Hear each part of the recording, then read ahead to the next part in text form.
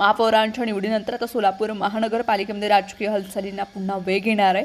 शुक्रवारी म्हणजेच 20 फेब्रुवारी रोजी महापौरांनी विशेष सभा बोलवली असून या सभेमध्ये महापालिकेच्या सत्ताकारणाचा कणा समजला जाणाऱ्या स्थायी समितीच्या सभापतीसह सर्व विषय समितीच्या सभापतीची जी निवड आहे ती केली जाणार आहे। या सभेमध्ये स्वीकृत नगरसेवकांची नियुक्ती देखील होणार आहे।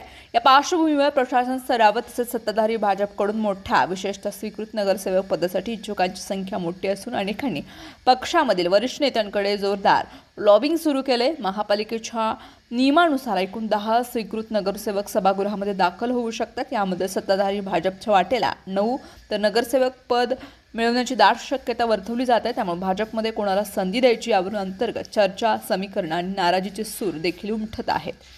दरम्यान शुक्रवारी दिनांक 6 रोजी महापौर निवडीनंतर या संपूर्ण प्रक्रियेला अधिक गती मिळणार असल्याचा संकेत नूतन महापौर विनायक कोंडाल तसेच त्यांच्या या प्रमाणामध्ये हालचाली सुद्धा सुरू आहेत। MIMच्या वाट्याला एक स्वीकृत कोंडाल यांनी दिला आहे।